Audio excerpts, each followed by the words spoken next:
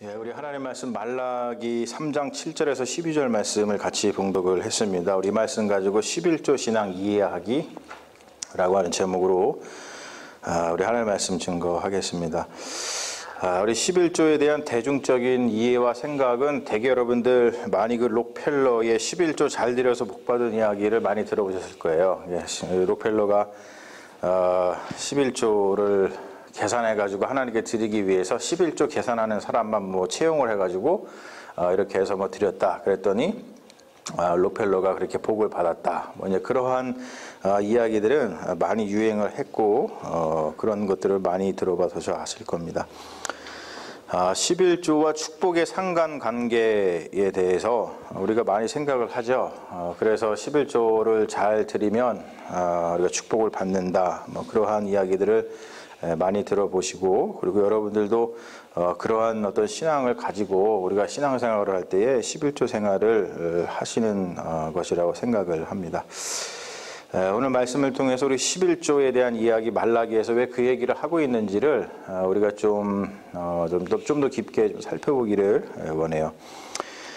이 본문은 워낙 이제 뜨거운 본문이죠. 11조에 관한해서 그 11조를 권면하고 그리고 11조를 드리면 하나님께서 복 주신다. 이걸 아주 노골적으로 얘기하는 것인 것 같기 때문에, 그러기 때문에 많은 그 어떠한 그 논쟁들이 있는 그러한 성경 구절 중에 하나입니다.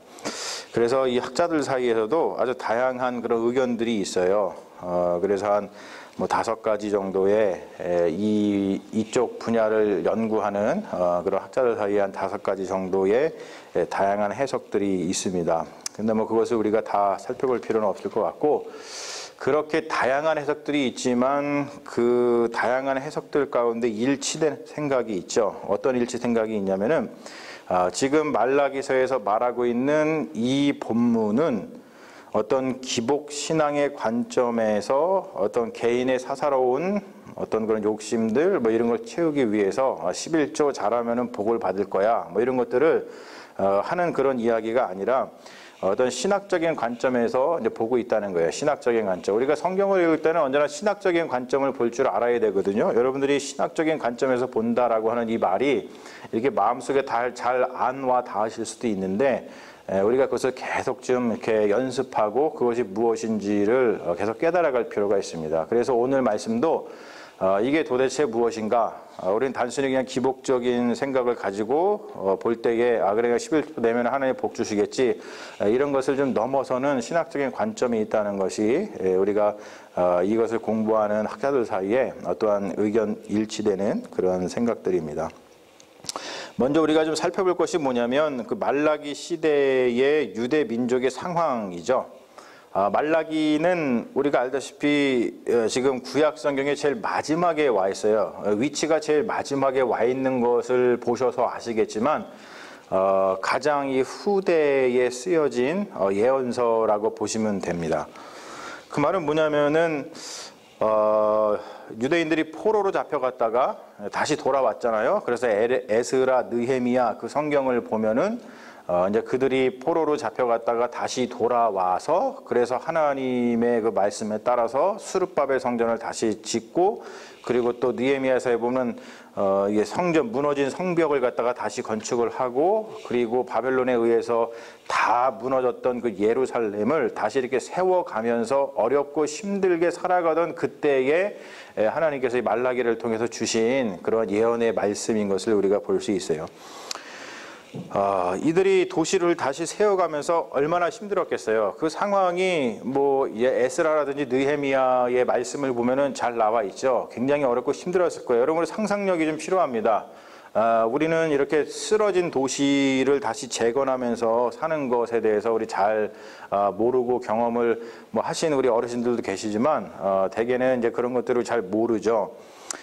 그러다 보니까 이 무너진 성전, 성벽, 그리고 도시를 다시 세워가면서 이들이 얼마나 힘들었겠는가. 그러니까 이 포로기 후에 다시 돌아와가지고 이 유대인들, 즉 하나님의 백성 이스라엘이 가졌던 생각은 뭐냐면 종교적인 회의가 거기 있었어요. 내가 하나님 잘 믿으면 뭐 하지? 내가 하나님께 뭐 이렇게 드리면 뭐 하지? 이런 회의. 그런 게 생길만 하잖아요, 여러분. 생각해 보세요. 그렇죠? 6.25 사병 끝나고 나서 모든 게 다 폐허로 변한 그것을 보면서 막 그런 생각 들지 않으셨어요? 아, 이게 인생을 살아서 뭐 하냐. 경제적인 불안정, 너무나 먹고 사는 게 힘드니까 그러한 그 상황이 오죠. 그리고 개인적인 어떤 실망감, 절망감, 그런 것들에 유대인들이 빠져 있었다는 것이죠. 그러니까 그렇게 힘들고 어렵게 살아가는 유대 백성들한테 하나님의 주권적 선택, 너희들이 지금 이렇게 힘들고 어렵지만 여전히 너희들은 하나님의 백성이야, 하나님께서 택하신 백성이야 라고 하는 그 믿음, 그리고 변함없는 사랑, 하나님께서 너네들을 변함없이 사랑하고 계셔, 그런 말씀, 그리고 무엇보다도 언약적인 관계. 그러니까 이 이스라엘 백성은 이 언약 백성이잖아요. 이 시내산에서 출애굽하고 나서 시내산에서 하나님과 언약을 맺어서 내가 너의 하나님이 되고 너희는 나의 백성이 되고 이 언약 안에 있으면은 내가 복주리라, 그렇게 말씀하셨던 그 언약의 관계, 그런 것들을 다 이렇게 너무나 힘들고 어렵게, 아 이게 정말 진짠가? 아니면은 이게 너무나 허무한데, 이러한 생각을 가지고 살아갔던 사람들한테 여전히 그러한 언약적 관계가 유효함을 전하면서 하나님의 백성으로서의 어떤 정체성, 그리고 언약적 관계가 요구하는 그 정체성을 드러내는 삶을, 그런 신실한 삶을 살아갈 것을 요구하는 것이 바로 말라기서의 핵심입니다. 그러니까 절망에 빠진 신앙인들에게 위로와 힘을 주는 말씀이라는 것이죠. 이 말라기서라고 하는 것이. 그래서 이 말라기에서 말하는 그 언약 백성의 정체성이 우리가 오늘 읽은 이것만 가지고는 알 수가 없고요. 말라기에서 전체를 봐야지만 그것이 전체적으로다가 드러나는데, 일단은 1장부터 이렇게 쭉 조금만 보면은 언약 백성이니까, 하나님하고 언약을 맺은 언약 백성이니까 너네들은 이렇게 살아야 돼 라고 말라기 선지자를 통해서 하나님께서 이 백성들한테 그 삶의 어떠한 그 방향을 제시해 주고 계신 거예요. 그게 뭐냐면, 첫 번째로 온전한 예배가 있어야 된다는 것이죠. 하나님과의 언약 백성은 온전한 예배를 드려야 된다는 거예요. 그런데 말라기서 1장에 보면은 이들이 예배를 드릴 때 눈먼 희생 제물을 드렸습니다. 흠이 없는 제물을 가지고 하나님께 예배를 드려야 되는 게 제사법이잖아요. 그게 하나님과 이스라엘 백성들과 맺은 언약입니다. 그렇게 함으로 인해서 내가 너의 하나님이고 너희는 나의 백성이라는 것이 증명이 되는데, 이들이 예배를 드릴 때 온전한 예배를 드리지 못하고 눈먼 희생 제물을 가지고 하나님께 예배를 드렸다는 거예요. 그렇게 하면 안 된다는 것이죠. 여러분, 우리도 마찬가지죠. 주님 앞에 나올 때 언제나 하나님 앞에 온전한 마음으로 나와야 돼요. 온전한 마음, 그게 홀리, 거룩한 마음이죠. 온전한 마음으로 나오는 거. 그리고 두 번째는 뭐냐면 율법 준수입니다. 특별히 제사장들이 율법을 제대로 가르쳐야 되는데 이 백성들한테 제대로 안 가르치는 거예요. 그래서 이 말라기서 앞에 보면은 하나님께서 제사장들을 책망하시는 장면이 나옵니다. 여러분, 이런 것들을 보면서 우리가 하나님의 말씀을 온전히 배우는 거, 그리고 제가 이제 뭐 교회의 어떤 리더로서, 목회자로서 하나님의 말씀을 온전히 가르치는 것이 얼마나 중요한가, 그런 것들을 다시 한번 생각해 볼 수 있게 된다는 것이죠. 그리고 세 번째, 말라기에서 말하는 언약 백성의 정체성은 뭐냐면 거룩함과 성별입니다. 근데 이들이 이렇게 어떻게 살았냐면 종교적인 회의주의, 이거 하나님 믿어서 뭐해? 그리고 경제적으로 너무나 불안정하니까, 그리고 개인적으로 또 절망감, 실망감에 쌓여있다 보니까 하나님을 떠나서 이방신을 섬기게 되는 거예요. 다른 말로 표현해가지고 이방신을 섬기는 딸들. 원래 이들은 누구와 결혼하면 안 돼요? 이방인들과 결혼하면 안 되죠.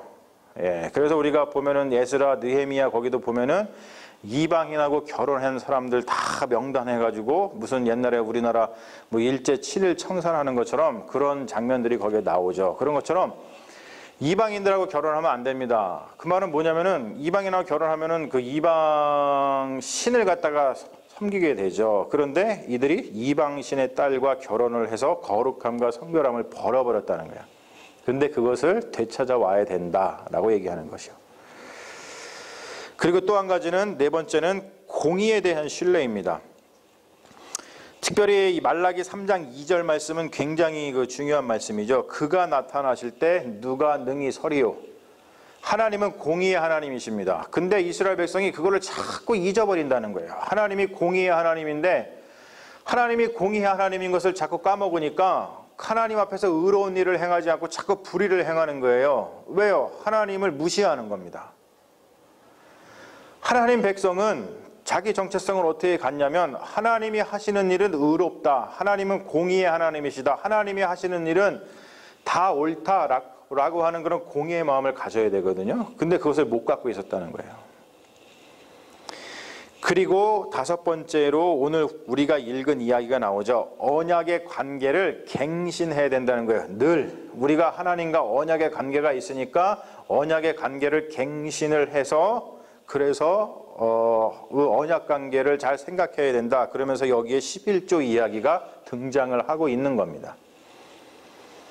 그리고 마지막으로 하나님께서 뭐라고 언약 백성의 정체성을 이야기해 주자면은 3장 17절에 하나님이 선포하시죠. 너희는 나의 특별한 소유다. 여러분 이것은 우리가 잘 알다시피 베드로 전서에서 나오잖아요. 너희는 하나님의 소유요, 왕 같은 제사장이요, 그렇죠? 우리는 하나님의 소유다. 그것을 우리가 안다면 우리가 어떻게 살아가야 되는지를 알 수 있다는 것이죠. 그게 말라기에서 이야기하는 이 하나님 언약 백성의 정체성입니다. 그러면서 말라기서에서는 계속해서 언약 관계가 유효하다. 하나님은 그 언약에 신실하시다라는 것을 계속 강조합니다. 그러니까 언약 관계에 신실하신 그 하나님께로 돌아오는 것이 지금 이렇게 어렵고 힘든 이 상황에서 그 삶을 극복하는 방법이다라는 것을 이야기하고 있어요. 말라기서의 그래서 핵심 메시지는 오늘 말씀에도 있죠. 돌아오라. 돌아오라. 언약 관계에 충실해야 산다. 사는 길을 알려주는 거예요. 너희들이 지금 절망 가운데서 이렇게 헤매고 있지만 절망 가운데서 살 수 있는 법은 뭐냐면 언약 관계에 충실하는 것이, 그래서 즉 하나님께로 돌아올 때에 너희들이 살 수 있다라고 하는 그 희망의 메시지를 주고 있죠. 근데 오늘 말씀 보면 참 재밌어요. 뭐라 그러냐면 돌아오라라고 했더니 이스라엘 백성이 이렇게 질문을 합니다. 우리가 어떻게 하여야 돌아가리까? 이 말은 뭐냐면 이들이 지금 막 돌아가고 싶은데 어떻게 돌아가는지 몰라서 묻는 게 아니고요. 이들 마음속에는 어떤 마음이 있냐면 우리가 무엇을 더 해야 돌아갈 수 있습니까? 그 말은 뭐냐면 우리가 생각하기에는 할 만큼 했어요, 하나님. 우리가 할 만큼 했습니다, 하나님. 그런데 무엇을 해야지 돌아가는 것입니까? 라고 하면서 굉장히 반항적인 그런 질문을 하고 있는 것을 볼 수가 있죠.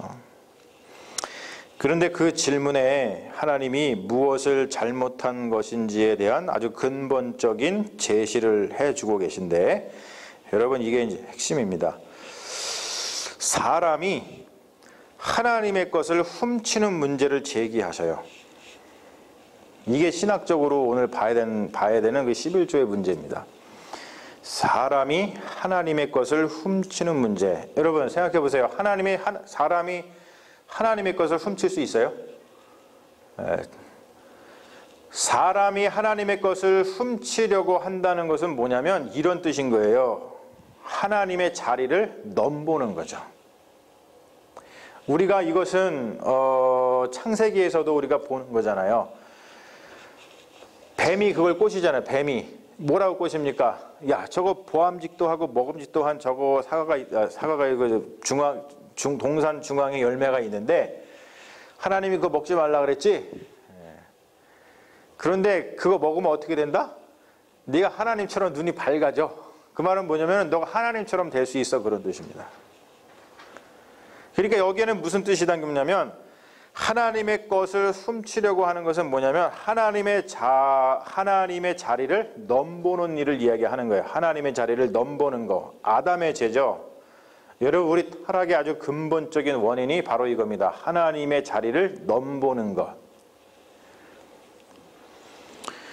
그래서 그들이 질문을 해요. 하나님, 우리가 무엇을 훔쳤어요? 우리가 무슨 자리를 넘어봤다는 거예요? 라고 얘기하지만 하나님께서 뭐라 그러냐면 하나님께 속한 거룩한 것을 너희들이 훔쳤다 그럽니다. 하나님께 속한 거룩한 것, 그것을 갖다가 두 자로 성물이라고 얘기합니다. 레위기 27장 30절에 나오는 말씀이죠. 이 성물은 하나님께 속한 것이다. 이건 내 거야. 이거는 하나님한테 속한 거룩한 거야. 그러니 너희들이 넘보면 안 돼 라고 말씀하셨어요. 그런데 지금 이스라엘 백성들이 그거를 훔쳤다는 것이죠. 하나님께 속한 거룩한 것 11조와 봉헌물을 훔쳤다라고 이야기 나옵니다. 자, 여기서 우리가 좀 율법에 나타난 11조의 이해를 잠깐 하고 넘어갈 필요가 있는데 11조와 봉헌물이라고 되어 있죠. 11조와 봉헌물. 여기서 이제 11조라고 하는 말은 일반 백성이 드리는 것을 이야기합니다. 그런데 봉헌물은 레위인들, 즉 제사장들이 드리는 것을 봉헌물이라고 이야기를 해요. 같은 11조인데 조금 말을 다르게 할 뿐입니다. 우리가 레위인의 11조 규례, 많은 분들이 그냥 일반 다른 지파들이 하나님께 드려야 되는 11조에 대해서는 우리가 잘 알고 계신데, 레위인들이 11조를 드려야 된다는 것은 우리가 잘 모를 수 있어요. 근데 민수기 18장 25절에 보면은, 25절 이하에 보면은 각 지파가 하나님께 봉헌물, 그러니까 11조를 가지고 오잖아요. 그러면은 그것을 이제 제사장들이 받습니다. 그리고 레위인들이, 제사장이 레위인들이니까 받잖아요. 그러면은 그 레위인들은 그렇게 받은 11조에서 11조를 또 내야 돼요. 그게 봉헌물입니다.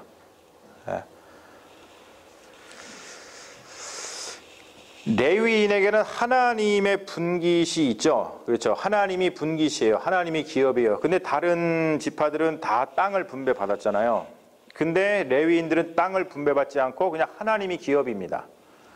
그러니까 땅을 분배받은 그 다른 지파들이 그 땅에서 난 소산들을 가지고 와서 하나님께 11조를 드리면, 그러면 이제 분깃이 없는 레위인들이 그걸 갖고 먹고 살았는데, 근데 그 레위인들도 거기서 하나님께 봉헌물을 11조를 드려야만 되는 거예요. 근데 이게 무슨 말이냐면, 오늘 말씀 속에서 11조와 봉헌물이라고 한 그 뜻은 뭐냐면, 11조와 봉헌, 즉 유다 백성들하고 레위의 제사장들 그 모두가, 일반 사람뿐만이 아니고 지금 제사장들도 그 모두가 하나님께로 돌아오지 않는 모습을 지금 지적하고 계신 거예요, 하나님. 그러니까 유다 백성이나 레위 제사장들이나 똑같이 언약 관계가 신실하지 않음을 보여주는 구체적인 예가 바로 11조에 관한 것이라는 것이죠. 그래서 말라기에서 이 11조의 겉면의 의미는 뭐냐면, 언약 관계가 신실하지 않음을 보여주는 그러한 수사적인 장치의 역할을 하고 있어요. 여러분, 그렇죠? 언약 관계가 신실하지 않다. 이거를 지금 11조로 대표로 해가지고 보여주고 있는 거예요. 그러니까 바로 막 뒤집어서 얘기하면 뭐냐면은, 여러분 11조만 열심히 갖다가 하나님께 바치면 뭐합니까?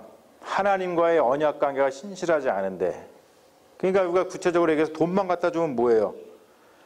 그 마음에 사랑이 없는데, 그렇죠? 그러면서 하나님께서 말씀하시는 건 뭐냐면, 하나님이 원하시는 것, 즉 시험하여 보라 라고 얘기해요. 시험하여 보라. 사실은 이 시험하는 것은 금지가 돼 있죠. 우리가 민수기에서도 보면은 무리바 물 사건이라고, 하나님을 시험한 사건이 무리바 물 사건인데, 모세가 여기서 분노를 드러냄으로 인해서 가나안 땅에 들어가지 못하는 결과가 나오죠. 무리바 물 사건. 근데 그 금지 조항이 지금 풀리는 거예요. 하나님은 시험해 보라고 본인이 얘기하십니다. 시험해 보라고. 하나님이 언약 관계에 얼마나 신실하신지 확인해 보라는 것이죠. 하나님은 너희의 필요를 채우시고 돌보시는 하나님이시다라는 것을 다시 한번 이야기하는 거예요. 그러니까 하나님이 얼마나 언약 관계에 지금 신실하신지를 너희들이 11조를 드려서 너희들이 언약 관계로 돌아오면 하나님이 그 언약 관계 안에서 약속하신 그 복을 내려 주실 텐데, 그렇게 되면은 하나님이 얼마나 이 언약 관계에 신실하신지를 너희들이 알게 될 것이다 라고 말하고 있는 겁니다. 그 당시 유다 백성들은 제가 위에서 얘기했듯이 하나님을 섬기는 것이 헛되고 그리고 하나님의 명령을 지키는 것이 아무런 유익을 주지 않는다는 그러한 종교적 회의에 빠져 있었어요. 그런데 하나님께서 그렇게 종교적 회의에 빠져 있는 유다 백성들에게 위로의 말씀을 주시면서 너희들은 나의 특별한 소유다라고 하는 것을 다시 한번 일깨워 주시는 것이죠. 여러분, 언약 관계가 회복되면은 받게 되는 복들이 있습니다. 우리가 살아가면서 우리도 때로는 겪는 그러한 회의죠. 내가 예수 믿어서 뭐 하지? 내가 이렇게 열심히 예배 드린다고, 내가 또 이렇게 열심히 헌금한다고 뭐 달라지는 게 있나? 그런 어떤 회의에 빠질 때가 가끔 있어요.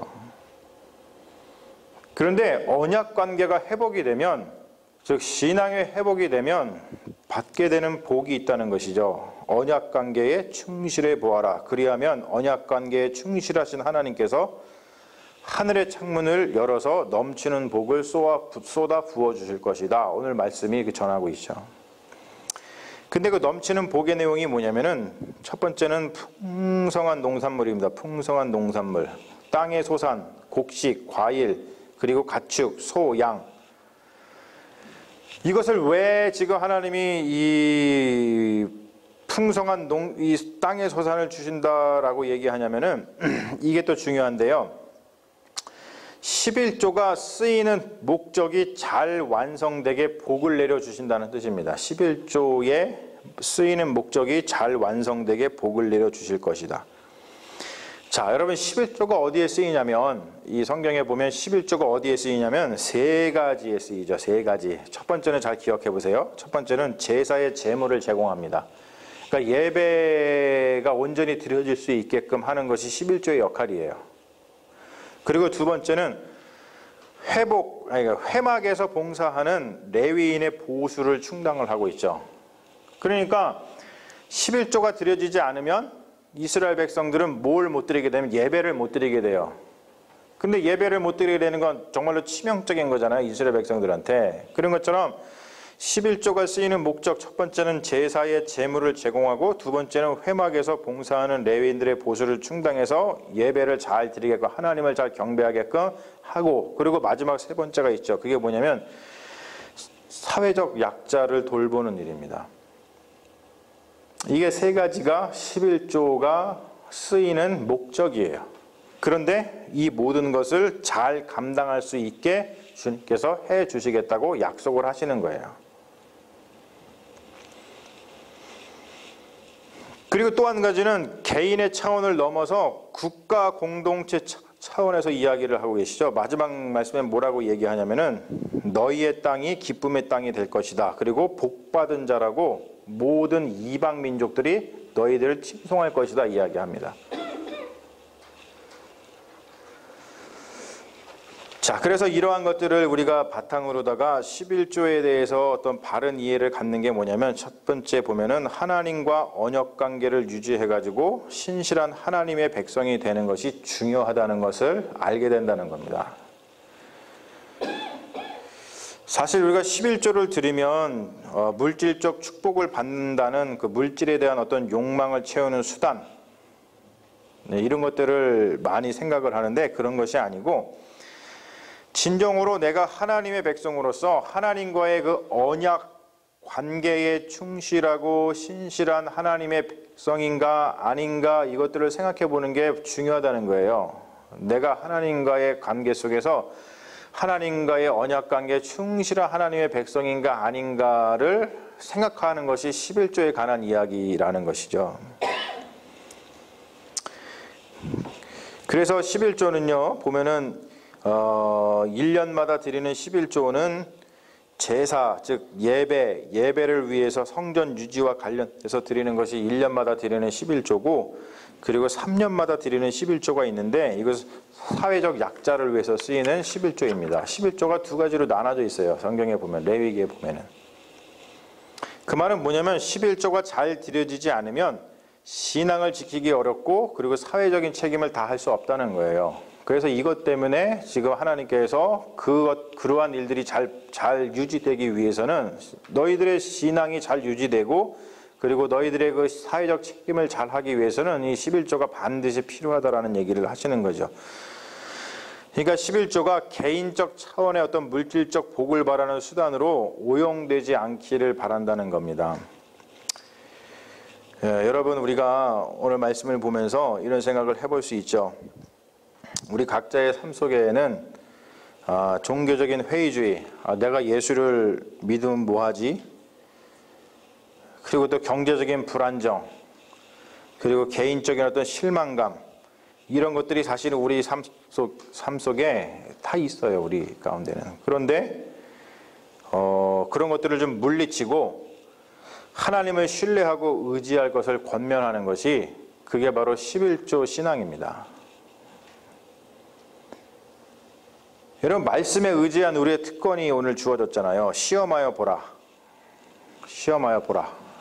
우리가 하나님 시험하면 안 되는데, 하나님과의 언약관계 속에서 하나님께서 얼마나 우리에게 신실하신 분인지를 시험할 수 있는 게 뭐냐면 11조를 드림으로 인해서 우리가 하나님의 그 언약의 신실함을 확인할 수 있는 그 은혜가 우리에게 주어진 겁니다. 그래서 언약 안에서 11조를 바르게 이해하고 우리가 11조 내기를 수행을 하면은 그곳에 임하는 하나님의 복은 우리가 상상할 수 없을 정도로다가 풍요롭다는 것이죠. 그래서 단순한 그런 물질적 축복뿐만이 아니라 삶의 전반적인 부분을 돌보시는 하나님의 은혜를 우리가 체험을 하실 수 있을 거라고 생각을 합니다. 자, 이러한 말씀을 듣고서 여전히 이제 이게 좀 의문이 들죠. 그래서 어쩌라고, 그렇죠? 11조를 내라는 거야, 말라는 거야? 또는 뭐 11조를 내면 복을 받는다는 거야? 아니면 못 받는다는 거야? 이런 생각들이 많이 들어오실 거예요. 근데 여러분, 감이 안 오시고 좀 잘 이해가 안 가면 단순하게 행동하시고, 단순하게 그냥 11조를 하세요. 그리고 하나님께 복을 간구하십시오. 그러면 주님께서 복 내려 주실 것입니다. 그러다 보면은요, 어느 순간 말씀이 이해가고요, 더 깊은 차원의 신앙으로 들어서게 된다는 것이죠, 여러분. 우리가 어떤 하나님의 그 은혜와 하나님의 그 말씀을 어떻게 한 번에 다 이해할 수 있겠습니까? 제가 또 하나님의 말씀을 늘 잘 전한다고 이렇게 노력을 하지만 또 어떻게 뭐 여러분들의 마음에 흡족하게 다 어떻게 늘 전하겠어요. 하지만 오늘 이 11조의 이야기는 우리가 그냥 단순하게 11조 잘하면 복 받아, 이런 차원을 넘어서는 신학적인 차원에 아주 중요한 그러한 부분이 있다는 거예요. 하지만 그것이 잘 이해가 안 된다 할지라도 어떻게 해야 될지 모르거든. 그냥 단순하게 그냥 11조를 하시고, 그리고 하나님께 복을 비시고, 그러다 보면은 어느 순간 우리도 모르게 하나님의 그 깊은 차원, 그 신앙의 깊이로다가 들어가서 하나님의 말씀이 더욱더 우리 마음속에 와 닿고, 그래서 더욱더 우리 신앙이 하나님 안에서 성장해 갈 줄로 믿습니다. 여러분, 그러한 은혜가 여러분들의 삶 가운데 있으시기를 주님의 이름으로 축원합니다. 우리 잠시 기도하겠습니다. 아버지 하나님, 이 11조에 관한 이 말라기서의 말씀은 우리가 많이 참 오용되는 것이기도 하고, 그리고 또 우리가 믿음으로 하나님께 나올 때 정말로 중요한 하나님의 말씀이기도 합니다. 주님, 우리가 이 말씀을 우리 개인의 사사로운 그런 욕심을 채우는 말씀으로다가 쓰여지지 않기를 원합니다. 그리하기 위해서는 우리 말라기서에서 전하고 있는 이 말씀이 어떠한 맥락에서 전해지고 있는 것인지를 우리가 좀 계속해서 공부할 필요가 있습니다.